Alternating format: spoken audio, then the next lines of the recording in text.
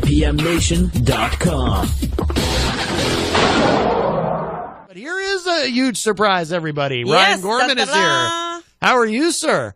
Mr. Connarton, how are you? Do you realize you've never been on my show? Yeah, ever? I do, and you're lucky, okay? Well, this is... Thanks for having me, man. It's good to see you. Appreciate it. Yes, yes. And I don't. And you and Jenny have never met in person. I don't believe. Not personally, only online. Just online, and she was here. Yeah, when I was when I called you one day and like ranted for 45 straight minutes. Yes, yes. Typical Ryan Gorman. Well, you had some things to say about the Illuminati. We could all use a little bit of excitement on a Friday, you know. Oh, it's every day. I've got stuff to say about the Illuminati every day. Well, let me ask you this. Let's hear it. And I do want to make sure we get your event in, but I have a question. Is it true that Jay-Z and Beyonce are kind of in charge of the whole thing? Oh, in charge of it? Absolutely not. Oh, okay. Low on the totem pole. Low on the totem pole. Are they even in the? I don't know. I thought they were running it, according to Alex Jones and some of those folks. The thing about Alex Jones is, first of all, he's bad, crazy. He's nuts. I'm not a huge. How Alex dare Jones you? guy. He's. I think the thing with Alex Jones, and I think the reason they had let him spew his stuff like nonstop was because it's really easy to discredit a guy that sounds crazy. Right. Like nobody takes anything I say seriously. I think Jay-Z, I don't know. Is he in the Illuminati? I don't know. I mean, there's a lot of speculation that no black people are allowed in the Illuminati. I've heard that rumor too. So. Okay.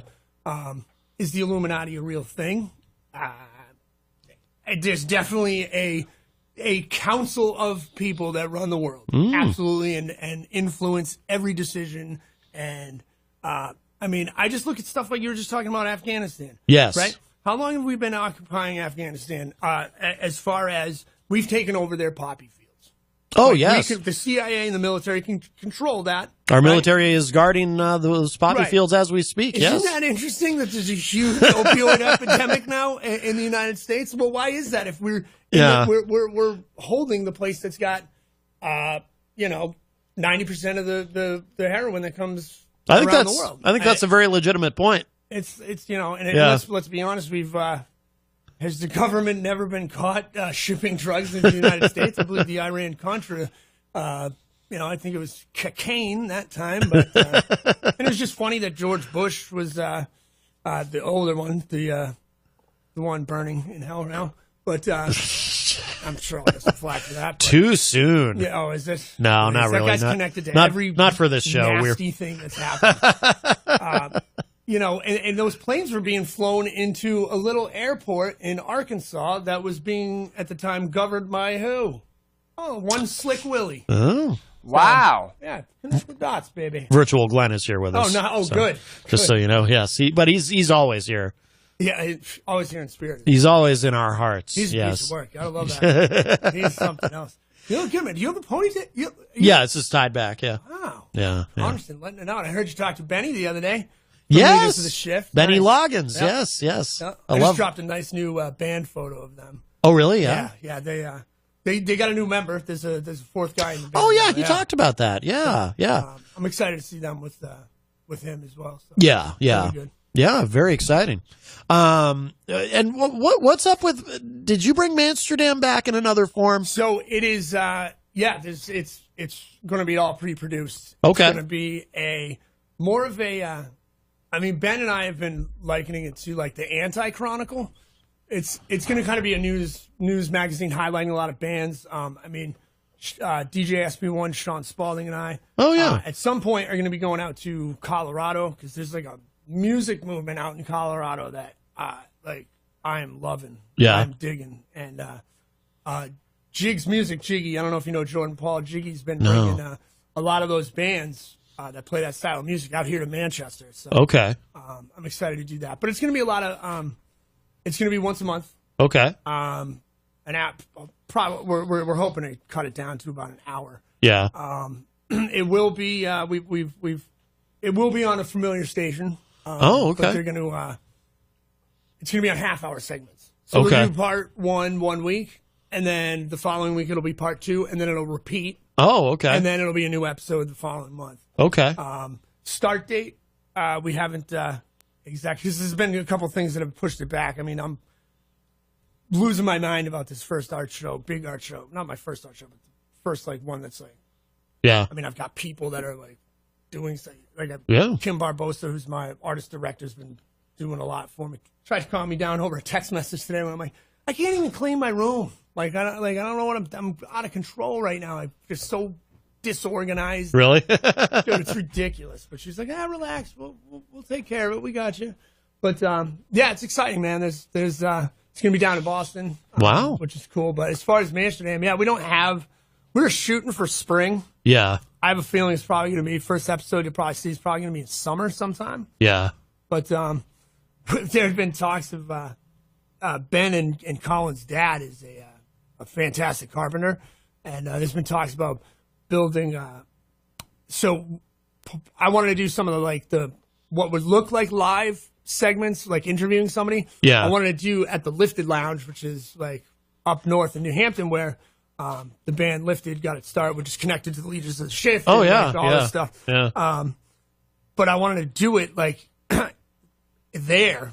But I mean, that's not really possible. But Ben's dad said that he'd be willing to build like a shell to look on their property to look like that set. So, Really? So that would be pretty cool. Oh, yeah. wow. Yeah. That would be cool. Yeah, I'm excited about it. Should be fun. You'll see a lot of familiar faces on there. And, Yeah. good music. Really good. It's going to be heavily music based. Okay. And then, of course, I mean, there's hours and hours of footage of stuff that I have filmed that we could never air before. But with technology nowadays, we should be able to get it done. Yeah, yeah. It'll be fun. It'll be fun. Very nice. Some airtight stuff coming back, some stuff like that. For real? Oh, yeah, yeah. Yeah? Right now, so a lot of people have thought they've broken up. They haven't. They're just, Prince on Arts just very busy with royal duties. And, Prince Touch von Etchcliffe de Rothschild, knowing that he, will never take the throne, he's decided he's moved back to England. Okay. Where he grew up his first 10 years of his life, which is customary in Luxembourg. Royalty, certainly, yes. You move in with your mother's family, which is he is part Rothschild. Okay. Wow. There's rumors he might be in the Illuminati. Is it okay for you to say that? Or are you going to get in trouble? With those guys? I mean, I don't. You can't shoot the messenger. They might get upset at him. Okay. All right. But he's been working with a live band called Digital Suck Pump. So, okay, sure. I'm excited about that. That's very exciting, yes. That's still my favorite local outbreak interview of all time. I love that. That was exciting when Seth and I brought those guys in for you. Yes, it was. We don't do a lot of interviews. Yes. I mean, there was an awkward moment or two. I mean, two? With gloves or not, I didn't want to have to touch anything, if you know what I mean. That was you defumigate the whole thing. That was very strange. I wasn't prepared for that, I must tell you. Not a lot of people are, Matt. Yeah. With those guys, I mean. Yeah. Those guys have, their numbers are high. Right, I do know what you're saying. Yes. A long line of ladies waiting to bless the diamonds, if you know what I'm saying. Yes, I noticed. My goodness. Well, tell us about the art show. Yeah, so it's pretty exciting. I don't know what the word is. I don't want to say signed because I'm not like I didn't sign a contract or anything. Yeah, but it's like the only word I can. So I've been signed to Raw Artists, which is like an international collective of artists, which kind of blows my mind because I've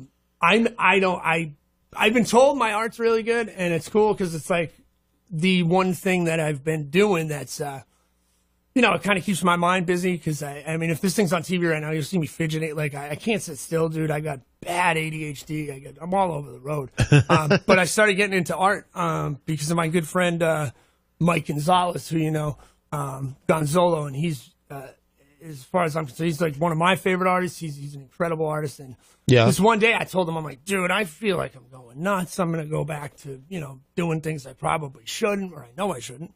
But because it's when my mind starts going crazy, I look for something outside of myself to just occupy it. Yeah, and he convinced me to. He's like, hey, listen, just take a couple cans of paint in this canvas. He's like, go in my little studio right there. He's like, just, I'm like, dude, I don't paint. He's like, it doesn't matter. He's like, just go in there and try it. So, I did. I was in there for like 4 hours and I come out and I'm like, dude, that was awesome. And wow, that was it. I mean, Gonzo got me hooked. And prior to that, you'd never had any inclination to even, dude. Nothing, never even thought about it. Never. Wow. I mean, I always liked graffiti. I always liked like street art and stuff like that. I'm like, Banksy I'm sure most artists will hear me say this and be like, oh my God, you're cheesy. You like Banksy. It's like, no, I love Banksy because of, first of all, the mystique. As soon as we find out who Banksy is, which I think I do, and I think a lot of people do. Really? But as soon as it comes out and you know who it is, I think it loses a lot of the mystique. Sure. Oh, but definitely. I think I love Banksy because of his stance on politics, his worldview. He kind of thinks of the world the same way that I do. That just, war sucks. Famine sucks. Yeah. There's no reason for somebody to be a, multi-billionaire when there's people that like can't even eat. And I mean, this even goes on in our own country. We can't. Of course. I mean, it goes on right here on Elm Street, for God's sake. Of course. And you're people just walking over somebody sleeping on the street. Yeah. And don't take the time to. And I get that's frustrating. You're trying to go out to lunch and there's somebody asking you for money. Right. Well, they want to be home. I've heard every reason for it, but let's stop and look. This person is a human being. Right. It's a human being. Let's start with that. Deserving of compassion and empathy like anyone else. Yeah. Absolutely. And I want to say this business's name, but I'm afraid if I do, that it's going to be like, oh, that's against them. They're going to get in trouble. But there's a business here I know for a fact, one of them, that at the end of the night, they take their food that's left over. I'm sure more than one does it, but I know for a fact one does. They take their food at the end of the night and they bring it to these guys. That are really? hungry. Absolutely. And I would love to promote that business, but a lawyer friend of mine told me to be careful promoting that because they could end up getting in trouble and they could end up getting sued if something like so. Okay. And that's the world we live in right now. So it sucks. But I'll tell you this much. It's on Elm Street. Yeah. And well, that's something. I'll leave it at that. I was just going to give a clue, but that's just going to tell you exactly who it is. We shouldn't. We certainly don't want to get anybody in trouble for doing a good deed, right? Much as I would love to give them credit, but it's one of those things you want to be like, hey, these guys are doing. Yeah, because it's something I've often thought about. If you think about it, every single night in every city and town in the United States, there is food. So much. All these restaurants, there is with leftover food, there is food being thrown away. It's incredible. I've actually been talking about doing an art show, and we've looked at a couple places here, like a pop-up art show at one of these places that's, looking for somebody to rent. Yeah. Like an old business, and just rent it for, a week or a weekend even. Yeah. And use the money to help benefit taking care, because it is a problem, man. It's definitely a problem. It's not cool that. I mean, I see it from both sides. I mean, yes, it's aggravating for the city, but let's get down to brass tacks and talk about what's going on. Oh, well, they're drug addicts. Okay, well, let's talk about that then. Let's keep going down the line until we get to something that can fix. Right. Instead of just bitching about it constantly. And certainly they're not all drug addicts, and that's the thing some too. of them are veterans that have served this country. Yes. That's the one that really gets up my. Me too, dude. Me too. You want to sit there and you want to say I support the troops. Well, yeah, and then you want to call me un-American because I absolutely, unequivocally hate war. I've never found I don't think there's a reason for it. I'm with you. But it's like, well, when we're sending our troops there, it's like, yeah, you stand for that. And it's like, no, dude, I support the troops more than you do by saying don't send them there. I'm like, that's what I always say too. Yeah, I support them more than you do. I want to keep them alive. Exactly. Yes. And then when they get back here, dude. They've got nothing. They're sleeping on the street. Get out of here with that. I support the troops, unless you really do. Unless you're doing something. Right. Absolutely. That stuff gets me with heated you. up, dude. Yeah. No, I'm the same way. I mean, it's stunning. That the term homeless veteran is even part of the American vernacular is really awful. Yeah. Awful. I think if you serve this country, you are put in harm's way. You do X, Y, and Z. You come back and you can't even. Have a place to live. Yeah. Wrong. And that the second you sign on that line, you're sent somewhere, or you serve. Period. You should never have to worry about eating. You should never have to worry about your health care. You should never, And then I get people like, "Well, Gorman, did you serve? Or you you really have no place to say this?" Actually, I do. I'm an American. And no, I didn't serve, and I'll tell you why. Because I'm not tough enough. I wouldn't do it. Right. So now what? I've taken all your argument away. Yeah, I'm a pussy. What? I won't do it. So. Is everyone that joins the military brave and a hero? No, they're all dedicated though. Right. I'll tell you that. Yeah. They're all dedicated. They're willing to commit to something that I'll tell you right now I'm not willing to commit to. Right. I can't even commit. I couldn't even commit to if this was a week ago and you're like, you're coming on Friday, I couldn't even commit to that. You know? Yeah. No, I always say too, you know, it's like, people get mad at me for saying this and think it's unpatriotic, but what I say is, do I think this country is worth fighting for? Absolutely. Sure thing, sure. But do I think this government is fighting for? Not for a second. Not for a second. Nope. Because they see, you know, people sign up for the military believing they're defending the country, but the government, to them, people who sign up for the military, they're just business assets. Dude, essentially. It is so. I mean, since I've gone down that rabbit hole of like the Illuminati and this and that, and blah blah blah. Yeah. Dude, I can't even watch TV without wanting to get sick. Really? I mean, the pomp and circumstance before a football game with the jets flying over, and it's like, dude, you're planting this image in a young child's mind from the time they're young, all the way up until that time that they realize, I need some type of education, I need some type of something, and they sign on that line thinking they are going to stop these evil people that are coming in to get us. Right. And it's like, dude, no, you're literally fighting for billion-dollar corporations. Exactly. And that is it. It's a business. War is a business. And a profitable one at that. Yes. And no one cares. I shouldn't say no one cares. Well, the people that are sending these kids, let's call it what it is. Yeah. Most of them are kids. Yeah. How many 18-year-olds do you know? They're kids. Right. Of course. Kids. Of course. I mean, I've had a friend get home. He served 4 tours, dude. He went into the military at 18 as a cook. Okay. He made a career out of it. He ended up re-enlisting as an airborne ranger. Or airborne, then an airborne ranger. Then he by the time he was almost going to retire, he was a Green Beret. Wow. And he had seen more stuff that you and I and most people listening to this could not stomach. Yeah. And he was months away from retiring and, you know, full ped the whole 9 yards. And he got the call that he was going back for another tour. He walked out to his car with his family sitting inside, walked out to his car and blew his head off. Oh my God. You tell me that your oil prices are worth it? Wow. Well said. Wow. This that's stuff heavy. makes me sick, dude. Yeah. No, absolutely. Absolutely. But that's what a lot of my art's based on. Is it? Yeah. Yeah, man. Yeah. I do a lot of, we'll say like dark subject matter, but done in bright colors. Because I kind of think that's what, like... Interesting. You know, it's like, hey, join the military. It's going to be great. You're going to do this, do that. Well, let's talk about the reality of what you're going to see when you get there. Right. So I have a lot of... unfortunately, I have a lot of stuff that implicates heads being blown off. Yeah, yeah. So... But it's done in a very bright, cartoony manner, so it's like... Yeah. It's interesting. It's meant to make you be like, what the... Right. What is this about? Is any of this online for people to see? Yeah. You can go to my my raw artist profile, which is rawartists.org, and then M3 rawartists.org/M3K art. Okay. And I was going to leave you a flyer for it. And oh yeah, please. And it's going to be a cool show. It's at Mix 360 is the name of the venue. Yeah. And that's in Medford.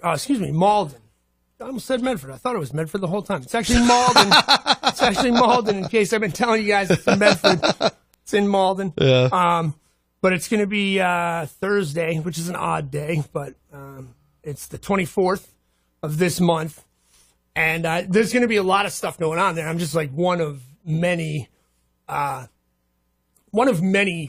artists, not only visual artists, but there's going to be performance artists, which I always love to see performance artists because I'm pretty sure isn't that Yoko a performance artist? And like oftentimes she's just found like screaming in the subway. Yoko Ono? Yeah.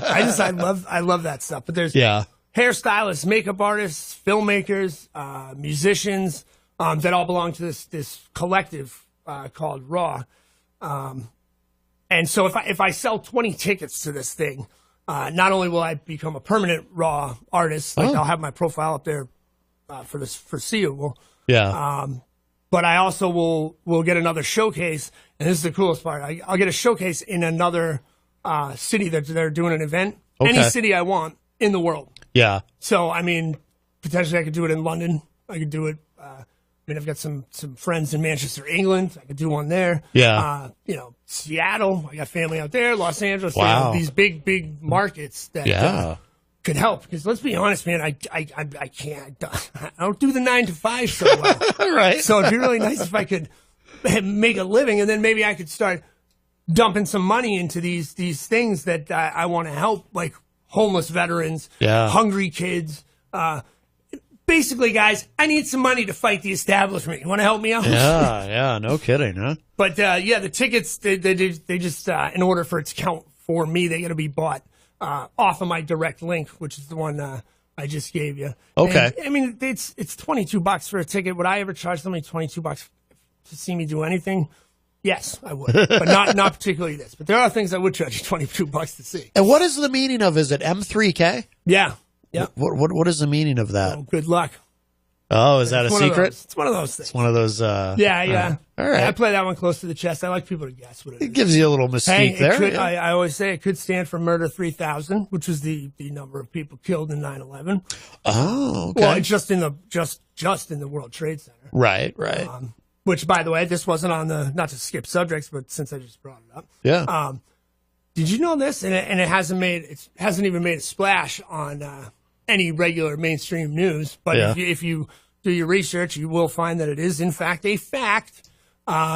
There's a grand jury, a federal grand jury is now going to hear evidence of a controlled demolition. Really? Fact.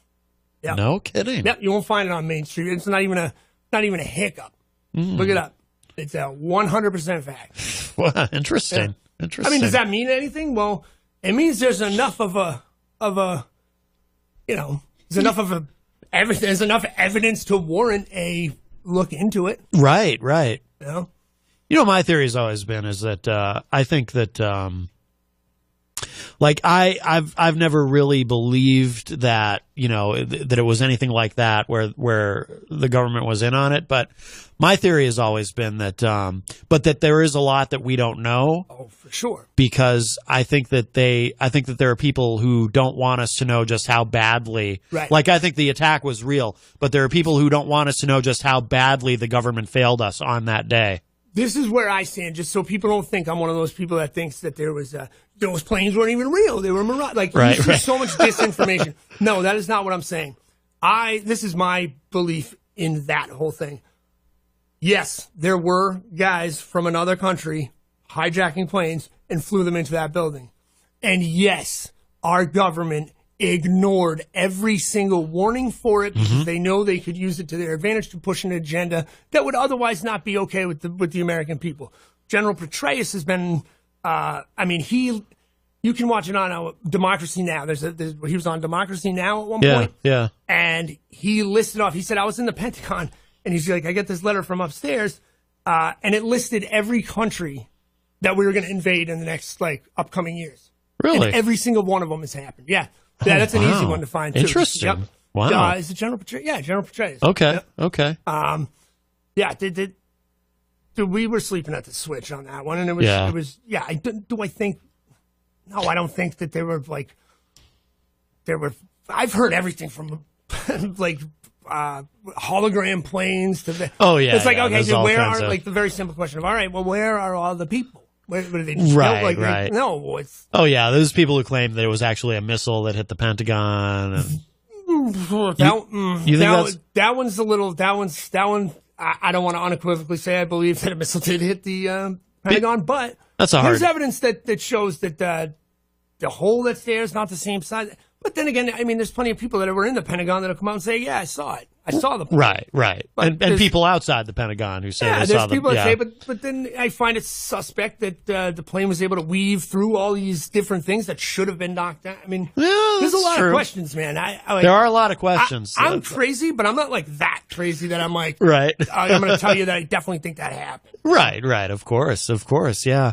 Well, we are almost out of time because Fridays we wrap up a little. Do you know Rob? Rob Azevedo from Granite State of Mind?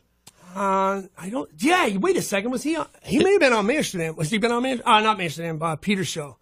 The morning show. I don't know if he has been. That name not, sounds but, awfully familiar. Yeah, it seems like he's someone you would know. But he comes in to do Granite State of Mind at 6 p.m. live on Fridays. Nice. But he has live musicians coming and play, so we wrap up a little early so he can. Oh, here he is. Actually, he's right outside the door there.